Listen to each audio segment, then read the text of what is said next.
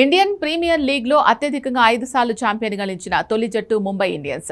రోహిత్ శర్మ కెప్టెన్సీలో ముంబై 2013, 15, 17, 19, 2020 సీజన్లలో ట్రోఫీని ముద్దాడింది. అయితే అనూహ్య రీతిలో 2024 సీజన్ కు ముందు రోహిత్ ను సారథ్య బాధ్యతల నుంచి తప్పించింది యాజమాన్యం. హిట్ మ్యాన్ స్థానంలో గుజరాత్ టైటాన్స్ నుంచి ట్రేడ్ చేసుకున్న తమ మాజీ ఆల్రౌండర్ హార్దిక్ పాండ్యాకు పగ్గాలప్పగించింది. అయితే రోహిత్ పై వేటు వేసి పాండ్యాను కెప్టెన్ చేయడాన్ని సొంత జట్టు అభిమానులు జీర్ణించుకోలేకపోయారు. హార్దిక్ తో పాటు ముంబై యాజమాన్యాన్ని భారీ ఎత్తున ట్రోల్ చేశారు. అందుకు తగ్గట్టుగానే 2024లో ముంబై ఘోర పరాజయాలు చవిచూసింది. 14 కేవలం 4 గెలిచి అట్టడుగున 10వ స్థానంలో నిలిచింది. అయితే గత ఏడాది మాత్రం ప్లే ఆఫ్స్ చేరి పరువు నిలబెట్టుకుంది. కానీ తాజా సీజన్లో మాత్రం మళ్లీ పాత కథే పునరావృతమైంది. ఐపీఎల్ 2026లో ముంబై 14 కేవలం 4 మాత్రమే గెలిచి 9వ స్థానంలో నిలిచింది. ఈ నేపథ్యంలో హార్దిక్ పాండ్యా కెప్టెన్సీపై తీవ్ర స్థాయిలో విమర్శలు వచ్చాయి. అతన్ని తొలగించాలి అనే డిమాండ్లు పెరిగాయి. ఈ క్రమంలో హార్దిక్ సైతం ముంబై జట్టును వీడేందుకు సిద్ధమయ్యాడు. అతన్ని ట్రేడ్ చేసుకునేందుకు Chennai super Kings, Kolkata night riders ఆసక్తి చూపుతున్నట్లు సమాచారం.